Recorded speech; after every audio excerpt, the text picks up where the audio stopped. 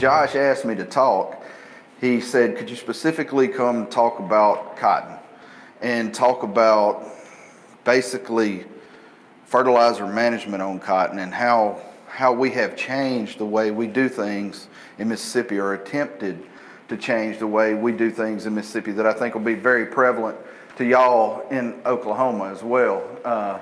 So my first question in saying that is, should 1,500 pounds of lint be the goal in Mississippi? And based on our state variety trial acreage, maybe not so much. We're generally in that 1,100 pound range a year. So when we start talking about how we fertilize our cotton, we got to keep a realistic yield goal in mind, okay? Because a lot of the things that we do with nutrient management is based on yield goal. And I think that's where a lot of producers, and myself as a producer, we have an issue with, where we always set that yield goal a little bit higher than that normally is. So that leads us to start off maybe applying more nutrients than we really needed. We know that expenses are greater than ever. You know, equipment is getting higher. These big rogators are getting higher. Cotton pickers, almost $1 million now. And then you have rent. I don't know what land rents are here in Oklahoma, but they're getting up to pushing $250 in Mississippi. So it's almost astronomical to be able to pay out at the end of the year with some of the land rents we've had come up recently. So that leads us to, we want to develop a fertilization program that we're not really maximizing yield, we're maximizing return. So the key to your profitability is not making the greatest yields in a lot of places, because as yields go up, input costs goes up as well. And kind of to show that, one of the first areas that we need to think about when maximizing our input cost is in the variety we select. So, or maximizing our return on input cost is in the variety we select. So if you look on the left-hand side, this is irrigated locations throughout the state. On the right-hand side is dry land. So if you look at the greatest yielding variety in the 2017 trials, it was 1182, with the median variety at 1018. Okay, so just picking the median variety netted in 164 pound difference. Okay. If you pick the lowest yielding variety, which was 885, that's 297 pounds difference. It doesn't take long to make a mistake before you ever take the seed out of the bag, right? So let's make sure that we're using our state variety trial data, generally in multiple locations throughout states, and they give a good cross-section of what's out there. If you look at the dry land locations, okay, it's a little bit less on the lowest, but a little bit more right here in 268 pounds. So again, very similarly, and this is the other thing that we need to think about, is at least in the delta areas of Mississippi, you know, we do very good with dry land cotton, just as well as irrigated cotton. So variety selection being the key to making the proper choice first can save you money before you ever put that seed in the ground, okay? If you look at what has led in some of those trials that we've conducted, this is again 2017 data, irrigated rank, dry land rank. Obviously, I know I was talking to one of the Monsanto guys that I talked the other day, and he said that 1646 is looking good out here too. So there'll probably be a run on 1646 this year, but Phytogen 330 has done well for us as well as some other Delta Pine varieties. So these are the top 10. I think if you get anything in that top 10, you're going to be doing pretty good. Okay, so, but the key to variety trial is we do so many a year.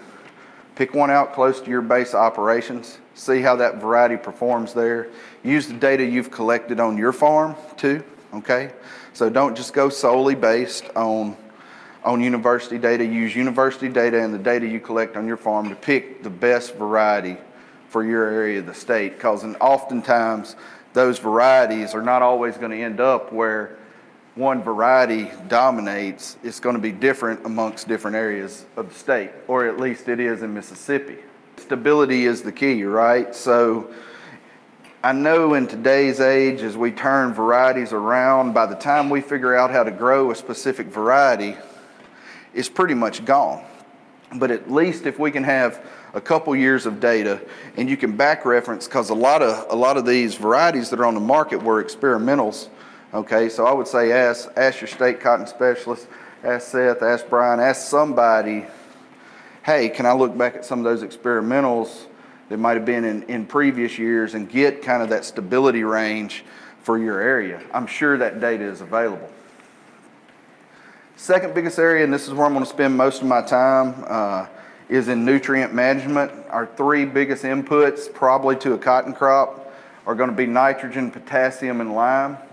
We use a lot of nitrogen, probably more than we need to, and I'll show that throughout.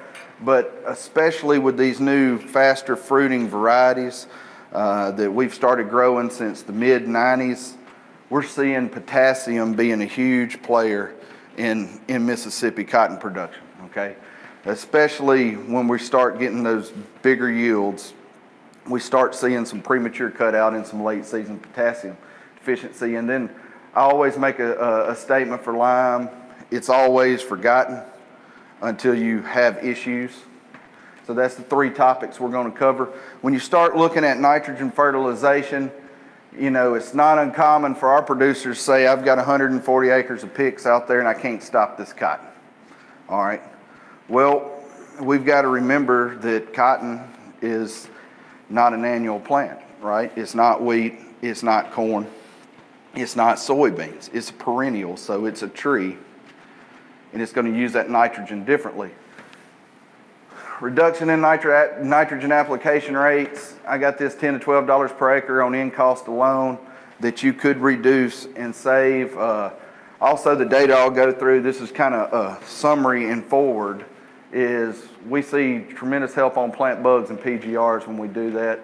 And, you know, that's kind of where we're at. So when we start talking about nitrogen in cotton production, one thing that we do know is that all the crops we grow, nitrogen is probably one of the least efficient end users. If you look at some data from across the U.S., you know, ranges in apparent NUE between 30 to 100%, and in other studies using tracer techniques, you know, we can see them as low as 30 and as high as 60%. So you put that on par with something like corn or wheat or rice, some type of grass crop, we're oftentimes getting 80% NUE when we follow our best management practices. So we know to start, cotton's not going to be as good as those other crops in recovering those nutrients efficiently. All right, and you think about it, it's a significant expense, right? Depending on where you're at, this was his last spot market, $350 to $450 per ton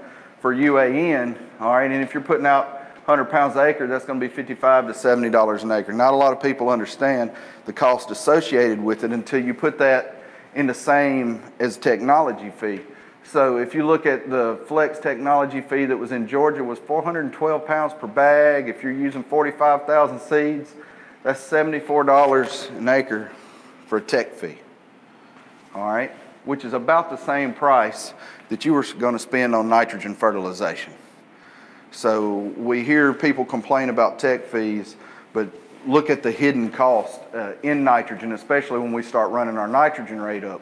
So when we're talking about nitrogen rates, everybody has a different method to determine nitrogen rates. If you're in Georgia, it's based on yield goal.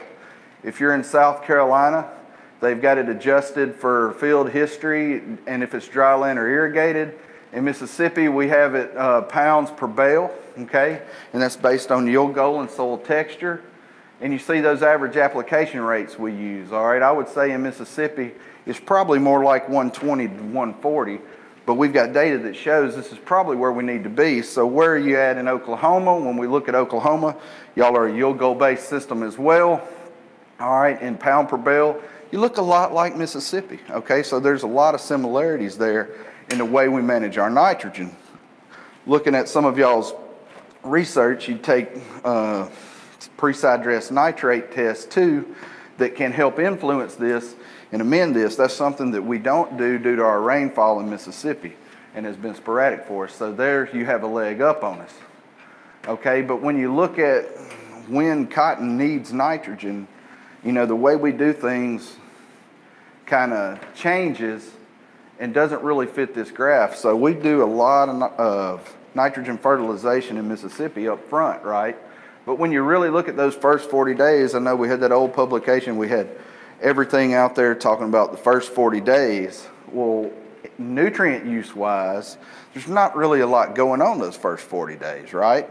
So really, when you start looking out here 40 days, that's when you start taking up nitrogen. So moving that application a little closer to when we need it, if it logistically works on your farm, is better benefiting the 4 R's, okay? So that's one of the things that we have done in Mississippi is start moving our applications a little bit away from doing everything pre-plant and at least putting a split application if we're not moving everything into the cropping season. You look at that, this is data from University of Arizona looking at it very similar way, but it's a little more speciated. And you can see that, you know, N uptake is really less than about 20 pounds 50 days out, okay? So if we can move that application closer to that 40-day out window, I think we'll get a better bang for our buck with our nitrogen because it won't be sitting there looking at nitrogen losses for that first 40 days when that plant's really not doing much with it. All right, so that leads us to the question, how much nitrogen should I apply? I think we said that. The answer depends. What does it depend on? Yield potential, field history, soil texture, previous crop. All of those, I will say in general, anywhere between 80 and 140 units of nitrogen, depending on where you're at, is generally what's going to be needed for that crop, and how to separate those out. Primarily soil texture, okay? But then I show this data. And we've got a lot of data from Mississippi that shows no response to putting nitrogen on a crop, okay? This is just one study of many looking at different sources. This was ESN versus urea, but we've had year in and year out more studies where we did not respond to nitrogen than we did. So Darren puts this slide up, and you see the slide background change a little bit, and I know that's not cotton in that picture, but Darren posed to the people, is Bobby Golden a lunatic? All of his data says that we don't need nitrogen, right, on cotton. But if you look at a belt-wide study conducted in 2009, 2010, there was 20 studies conducted. 11 of the 20 locations had no response to nitrogen, right? So we ask ourselves, why was there no response? And I think a lot of it was due to residuals and environment. But we get a lot of this from farmers. Well, everybody knows you got to put nitrogen on cotton. That's why your data is not relevant to me. I say if you look at that whole data set, you can see how that data is relevant. All right, so if you look at all of my trials and you throw them all in one big pile, what did respond, what didn't respond, this is the graph we get. I don't know why it looks a little weird, but basically you got mean seed cotton yield on this side and total N rate on this side. And we see we're maximizing our yield somewhere around 100 pounds. I think if you put the derivative of that quadratic equation up there, it's exactly 100 pounds of nitrogen to maximize yield. When in reality, in Mississippi, we're oftentimes using 120 to 140. But our research data shows we can get by 100. And over the last several years, we've made push greater awareness on this. And as we've brought our nitrogen rate back on farm, okay, guys are starting to see, you know, I didn't need that 120. I could make do with 90. I could make do with 100.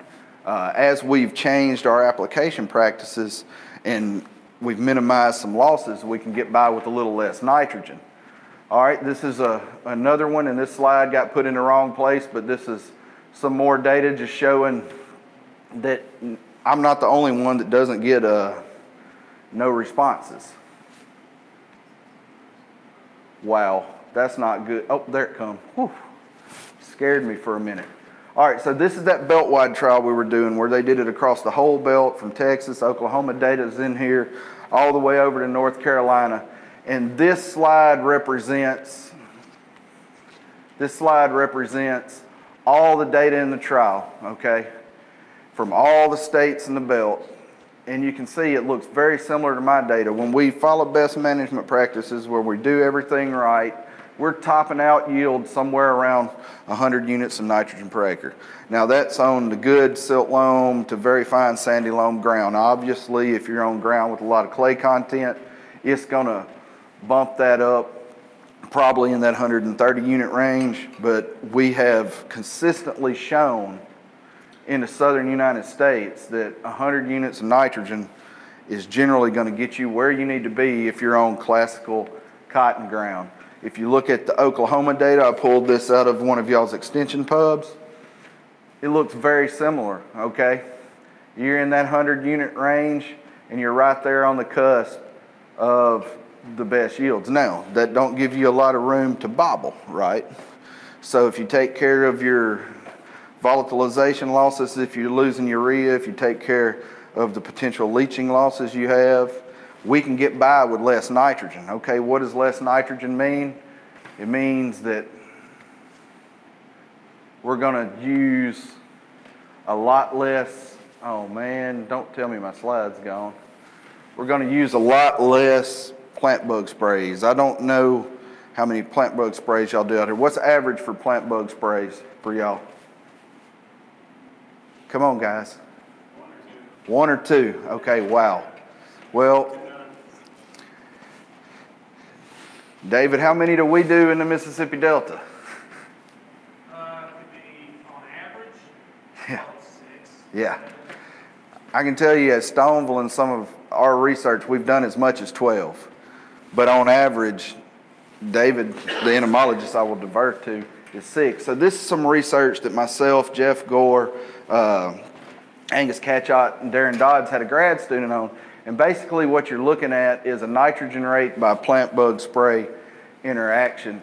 And you can see where we didn't do anything. We had horrible yields, okay? And when we do the reduced nitrogen rate, we had the greatest yields. When you also look at that and look at the number of plant bug sprays, we had 2.5 here, 3.5 here, 3 here. As we increase nitrogen rate, got that plant more lush, more prone to insect attraction, we had to increase our plant bug sprays. So by pulling back that nitrogen, having a little less lush plant, we decreased our number of plant bug sprays. So when you start looking at it as a whole system, reducing that nitrogen rate can not only reduce cost in nitrogen, it can also reduce costs in other inputs.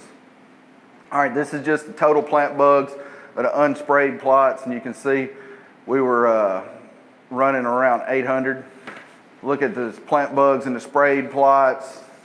We were down around 200 here, but we had to use additional applications on that 120 to 160. So again, I think may not be as critical for y'all in Oklahoma as it is for us in the Delta, but making that plant less prone to having insect attraction is going to help out in the long run. When you look at the profitability on that, our highest profitability was right here, and it was like 780 pounds or $780 for the lower nitrogen rate with the less plant bug sprays versus what we considered the grower standard, which is 120 rate here. There was just shade under $700. So big difference in managing your nitrogen, not only saving the cost on the nitrogen, saving the cost on the plant bug sprays. All right, the other thing I always talk about, and this is kind of what I key on the most, is P and K fertility, and we're going to talk specifically about potassium here.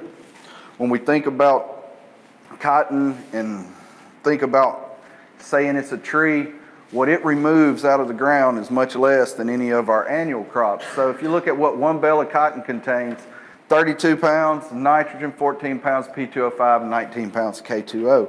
When you look at that on a yield level basis, 2 bale cotton yield is going to remove 28 pounds of P2O5 and 38 pounds of K2O. Okay, so not that much that we're removing when we take it into consideration with one of our other big crops, soybean, where you're removing 0.3 of a pound of P2O5 and 1.2 pounds of K2O. All right, you look at 40 bushel crop, you're removing 29 and 48. So as our systems change and we change our systems, our fertilization practices are going to have to differ, okay?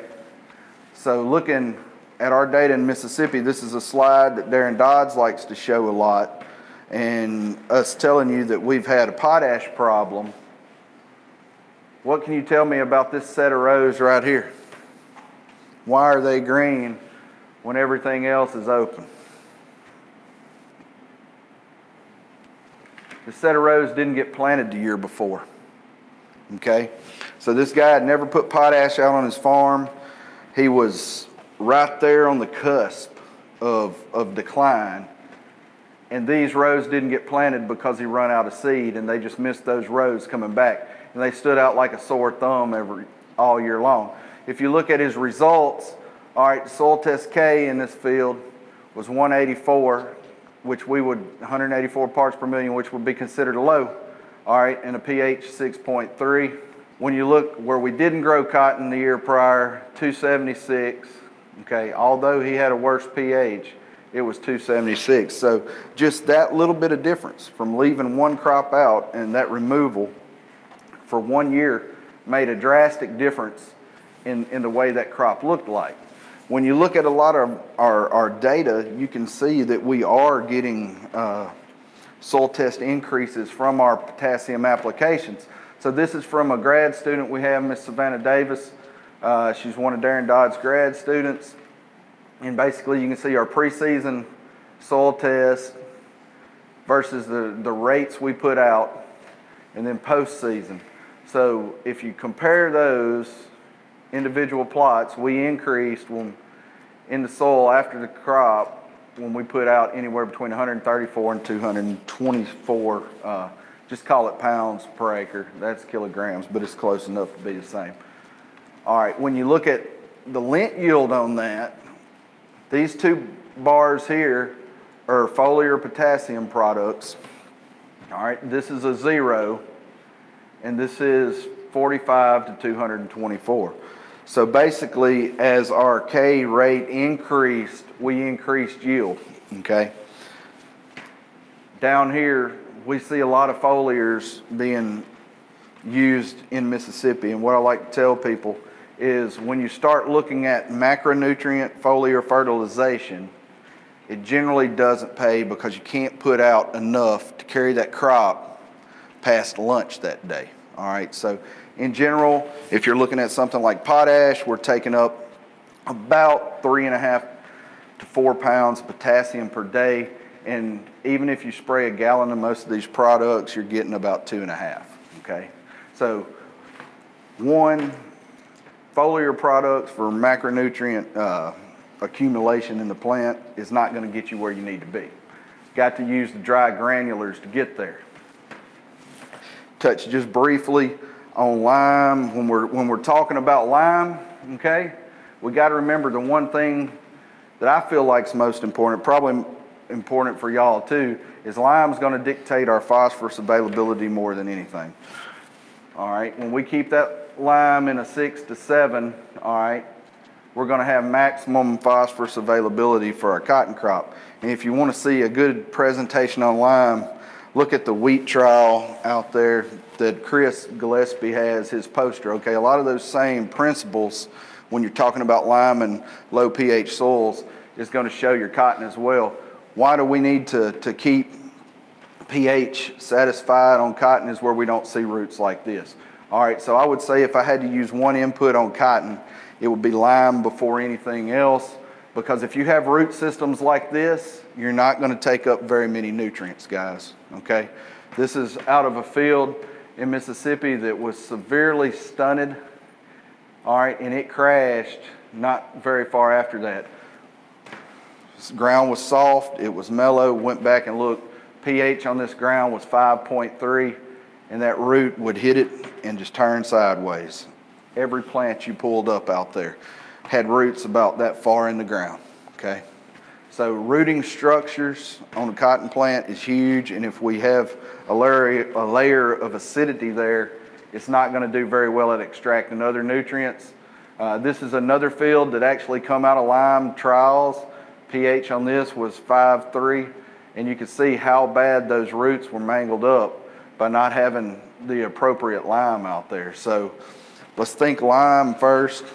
That's the low-hanging fruit, right? Lime's generally going to be cheaper than P and K.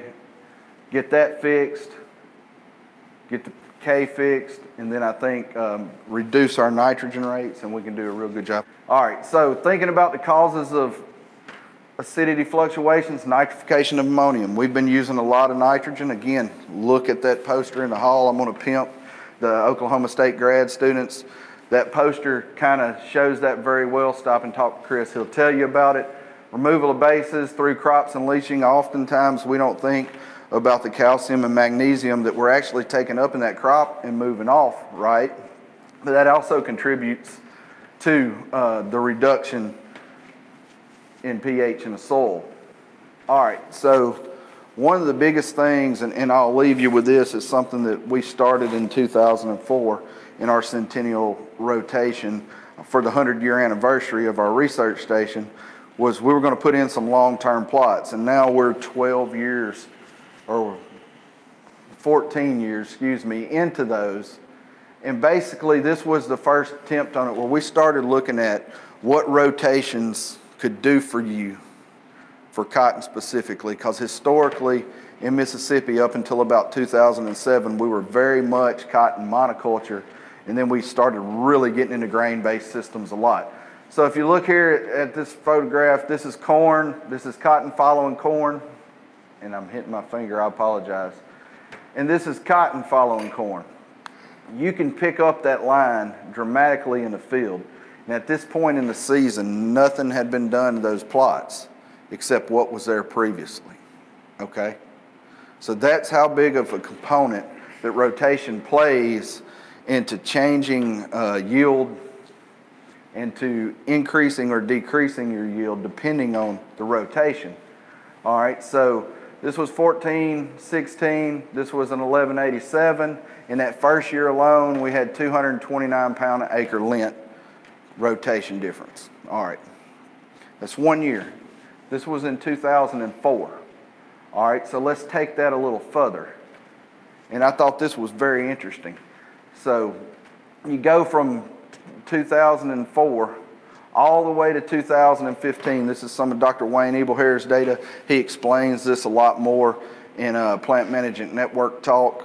I think it's on the Plant Management Network, so if you would like to download that link and see the entirety of the talk, please go do so. But the yellow bars are continuous cotton and the green bars are cotton, and you see every year, okay, we increased our cotton yields just simply by rotating it with corn. Every single year. All right, 21%, 21%, 31%, down to 9. The lowest was 8.8. If you average that over 10 years, our average increase was 229 pounds of lint per year, just by getting out of a cotton monoculture and rotating it with corn, okay? So we can do a lot just by changing the practice. And let's say one thing here, that's free, right? It don't cost anything to rotate. So economics, bottom line, getting that type of yield response from a lot of our inputs is not that attainable. But getting it for something that we don't have to pay extra for, it's hard to pass up. In general, crop rotation is going to be good for us. All right, so this shows total nutrient uptake from 2004 to 2015 on that whole slide. So basically, in a continuous cotton crop, we took up 2,003 pounds of nitrogen, 600 pounds of P, and 1,742 pounds of K2O, right? You look at that in a different system, so a corn, soybean, and the grain-based systems here, you see we're taking up a lot more, okay? So shifting that philosophy is going to shift some things. When you look at removal, it's obviously a little different. So when you're comparing continuous cotton, all right, 345 pounds of P removed out of the soil plant system that left in the fiber and seed, and 495. When you look at a corn soybean rotation, okay, that's 2610, 863, 884. But if you go to a cotton corn system, those numbers are less. So I guess the moral of the story there, you use less potassium over time, increase your lint yields by rotating with corn, and not have to put the input cost with the corn soybean system as you would a corn cotton rotation, at least in P and K when you're basing it solely on removal. All right, so if you look at the increases there, that's a 225% increase, 151% increase, and a 78% increase by altering that system. Okay, we highlight that because that's what we did in Mississippi. We got out of continuous cotton and got into corn soybean, right? So that's a lot of dollars we're taking off our field in grain and fiber that we often don't think about replacing. But if you move to the corn cotton system, you can remove slightly less and increase your cotton yields over continuous cotton culture. And I forgot the sulfur. There it comes in at the end, 82%, which is becoming big because we're not getting a lot of free sulfur anymore from atmospheric deposition. So guys, that's about what I had for you. Again, probably wrapping it up a little early, but if y'all want to check us out on Twitter. We've started this new Mississippi Crop Situation podcast where we have a 24-minute conversation every week about something prevalent to agriculture. We've had everything on from local producers to other state soybean specialists to the president of the Mississippi Farm Bureau. Y'all may be interested in it. Give us a call, and I'll leave you with the last thing of, find your leak on your farm. Anybody that's been in a soil fertility class has seen this barrel before, and I never leave a slide without it up there because your leak might not be nitrogen, it might be phosphorus, it might be potassium, okay? Find your leak and plug your leak and you'll have better yields. I'm good if y'all got any questions. Absolutely, and what often we've seen too is you can pick up more of the areas in the field that are non-uniform because it spreads them out even further. So if you had a strong area of the field versus, like the bottom end that a lot of water stays on, it's the biggest problem we've had with running that up is we can't stop it at all. If we're putting 140 units out there, we've blown the PICS label a long time ago. So in our variety trial at Stoneville this year, I could not stop it. And that cotton got up to my face. Well, ours was actually, we get high mic really bad with nitrogen rate. It's closely associated with it. So, yeah, ours almost opposite of what you're talking about. I've seen some crazy high mic from running some nitrogen up really high. We're on the opposite side of it trying to get cotton back.